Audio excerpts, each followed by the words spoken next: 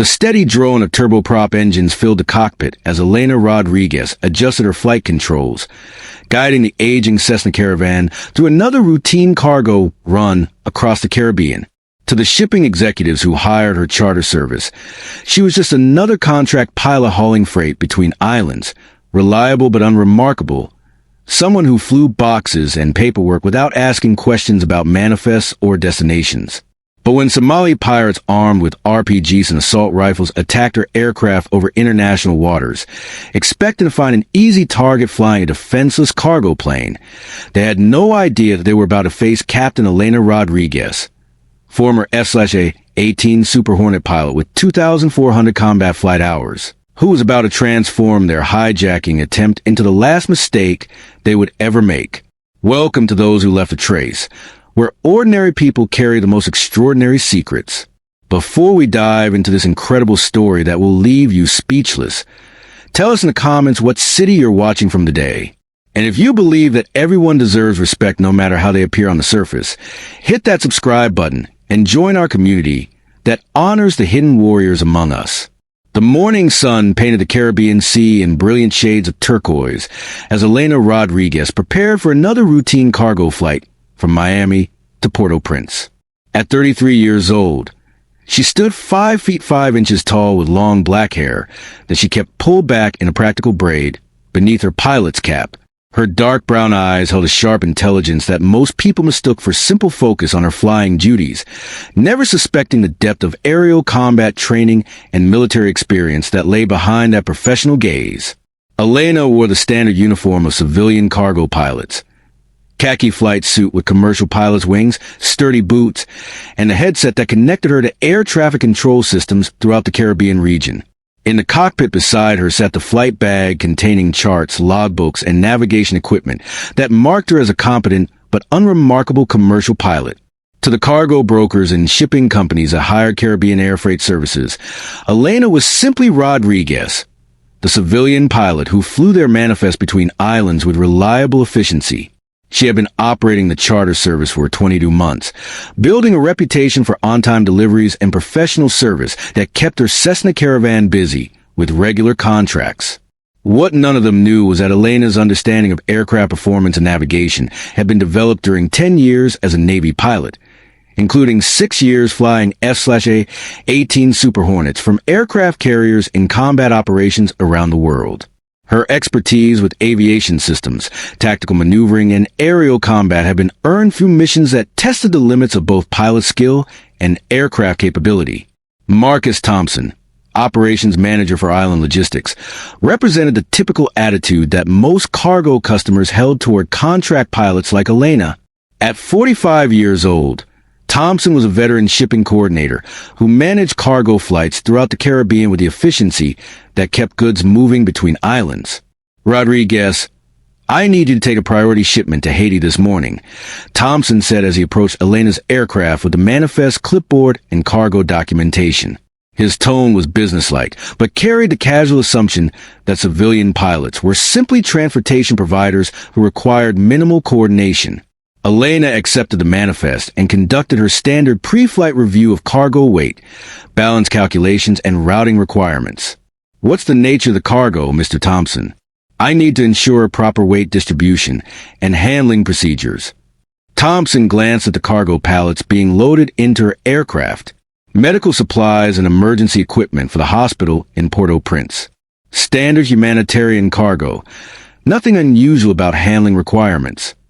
Elena nodded and continued her flight preparation, but her military training compelled her to conduct a more thorough analysis of the cargo than most civilian pilots would consider necessary. The weight distribution seemed consistent with medical supplies, but something about the shipping labels and packaging caught her professional attention. "Mr. Thompson, I'm noticing some inconsistencies in the cargo documentation," Elena observed as she reviewed the manifest. "The weight distribution doesn't match the declared contents for some of these pallets." Thompson's response was dismissive and slightly impatient. "Rodriguez, the cargo has been properly inspected and documented by our shipping department. Your job is to fly it to the destination safely and on schedule." Elena maintained her professional demeanor despite the condescending tone. I understand, Mr. Thompson. I just want to ensure optimal flight performance and safety during the crossing. What Thompson didn't realize was that Elena's cargo analysis incorporated security awareness and threat assessment protocols that she had learned during Navy training. Her understanding of suspicious cargo patterns and potential security risks was based on years of experience with military logistics and transport operations.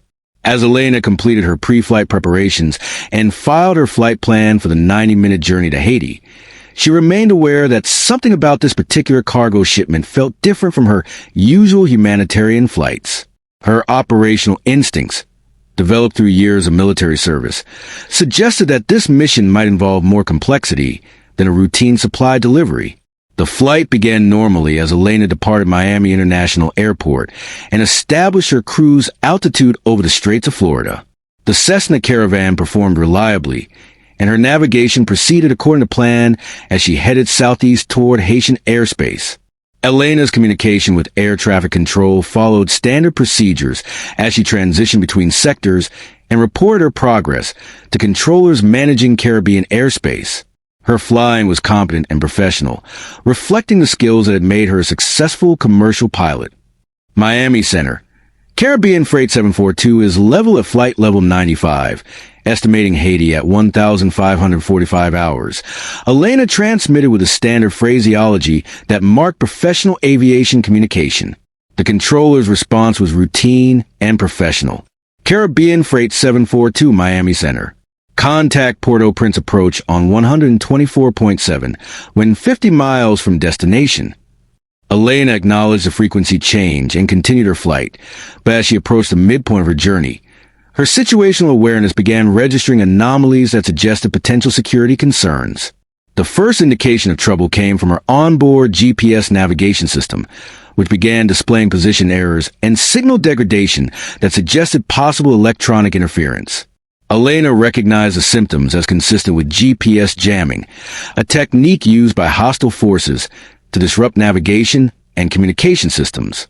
That's not normal, Elena muttered as she switched to backup navigation systems and began cross-checking her position using traditional pilotage techniques. Her military training had taught her to recognize and respond to electronic warfare tactics that could compromise aircraft operations. The second warning came from her radio communications, which began experiencing static and interference that made contact with air traffic control increasingly difficult. Elena realized that her aircraft was being subjected to systematic electronic attack designed to isolate her from outside assistance. As she tried to reestablish reliable radio contact, Elena's radar detection equipment, a modification she had quietly installed for security purposes, began indicating aircraft contacts approaching her position at high speed from multiple vectors. 3 fast boats appeared on the ocean surface below, moving in formation toward her projected flight path. Elena recognized the tactical deployment pattern as consistent with maritime piracy operations, and her military experience told her that the boats were positioning themselves for either aircraft intercept or recovery of cargo following a forced landing. This is not a coincidence, Elena said to herself as she analyzed the developing situation. The GPS jamming, radio interference, and coordinated boat positioning indicated a sophisticated piracy operation designed to capture cargo aircraft and their valuable shipments. Elena's assessment was confirmed when one of the approaching boats launched a flare that arced across her flight path, a recognized signal for aircraft to descend and prepare for forced landing. When she maintained altitude and course, a second boat fired what appeared to be a rocket-propelled grenade that detonated close enough to her aircraft to demonstrate serious hostile intent. Caribbean Freight 742 to any station. Mayday, mayday, mayday. Elena transmitted on the emergency frequency. I am under attack by hostile boats approximately 60 miles southeast of Miami, requesting immediate assistance. The response was immediate but distant, indicating that her radio communications were severely degraded by the electronic jamming. Caribbean Freight 742, this is Miami Center. Your transmission is broken and unreadable. Say again your position and nature of emergency. Elena realized that she was effectively isolated from outside assistance and would need to handle the piracy attack using her own resources and capabilities. The pirates expected to find a helpless civilian pilot flying a defenseless cargo aircraft, But they were about to discover that they had targeted the wrong pilot. As the pirates continued their attack with small arms fire and additional RPG launches, Elena made a decision that would reveal capabilities she had kept hidden for 22 months. "All right, gentlemen," Elena said with calm determination as she began maneuvering her aircraft in ways that no civilian cargo pilot should know how to perform. "Let's see how you handle some real flying." Elena threw her Cessna Caravan into a diving turn that utilized advanced combat maneuvering techniques she had learned during her Navy career. The aircraft, despite being designed for cargo transport, responded to her expert handling with agility that surprised the pirates who were expecting predictable civilian flight patterns. The first pirate boat had positioned itself directly below Elena's flight path, expecting her to descend for forced landing. Instead, she dove toward the boat at maximum speed, pulling out of the dive at the last possible moment, while simultaneously releasing ballast water from her aircraft's emergency systems. The 200 gallons of water struck the pirate boat with the force of a precision-guided weapon, swamping the vessel and scattering its crew into the ocean. Elena's maneuver had been executed with a precision and timing that marked advanced military pilot training. "One down. 2 to go," Elena announced as she climbed back to tactical altitude and assessed the positions of the remaining pirate boats. The second pirate vessel had armed itself with a heavy machine gun and was attempting to track Elena's aircraft for effective engagement. But Elena's combat maneuvering kept her aircraft moving in unpredictable patterns that made accurate targeting nearly impossible.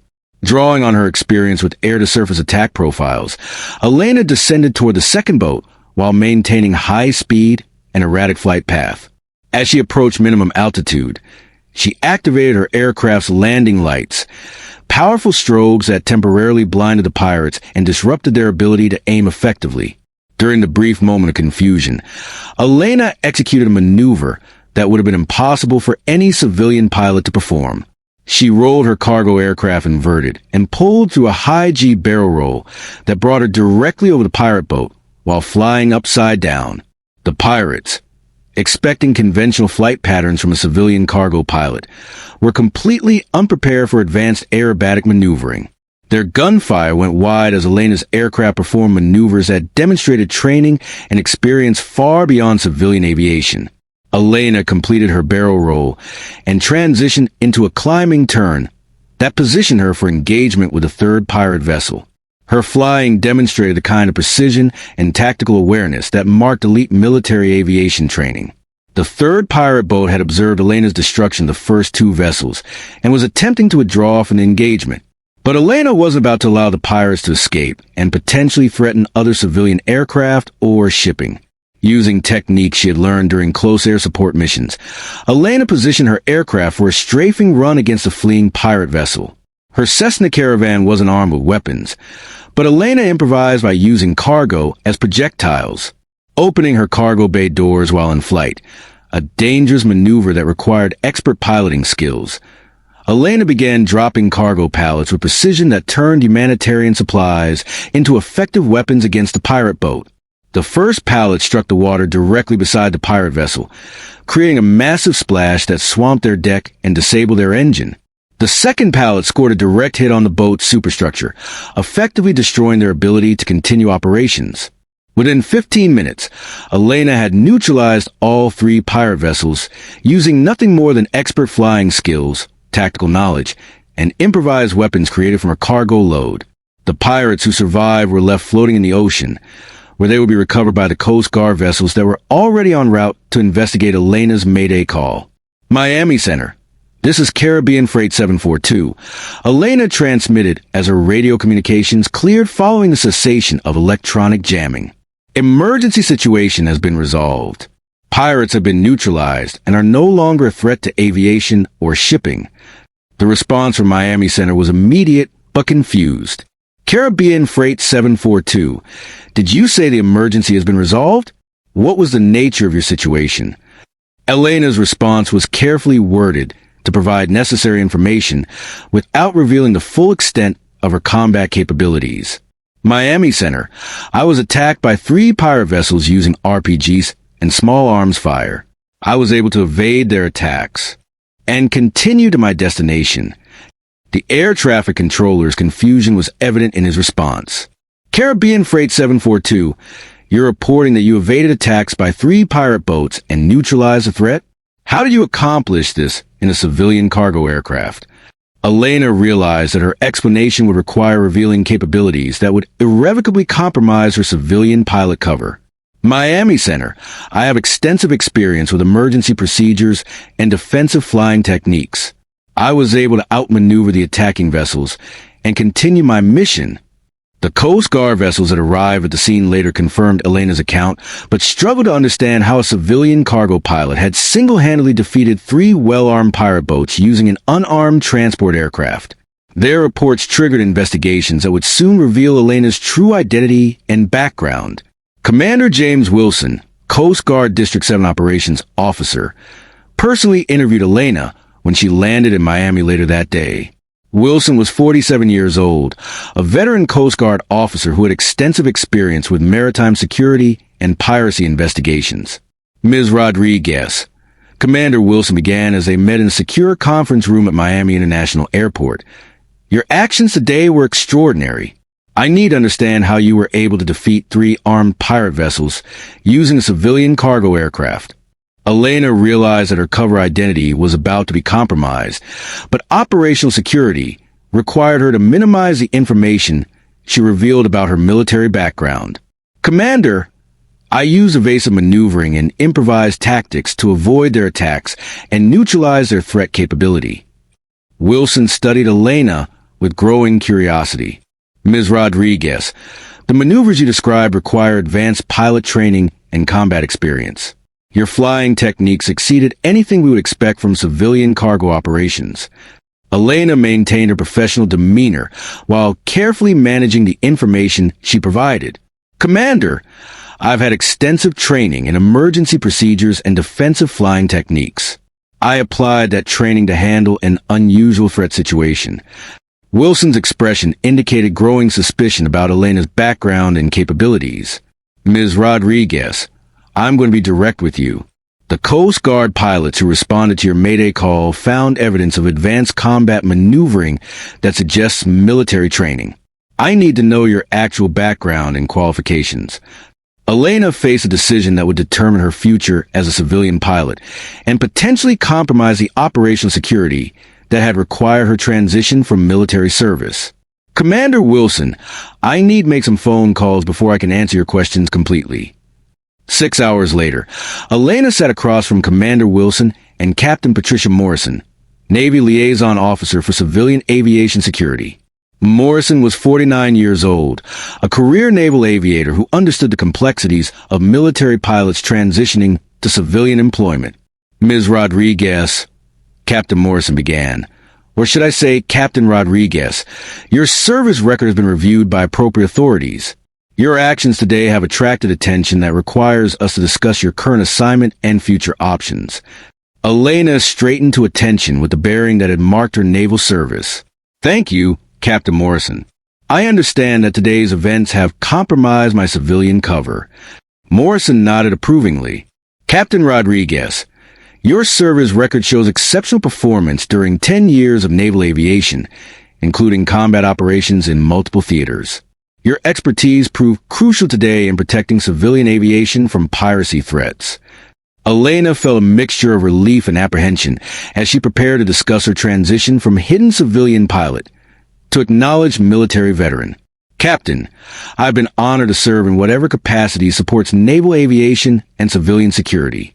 Commander Wilson leaned forward with evident respect for Elena's military background. Captain Rodriguez, what you did today saved lives and protected commercial aviation from a sophisticated piracy threat.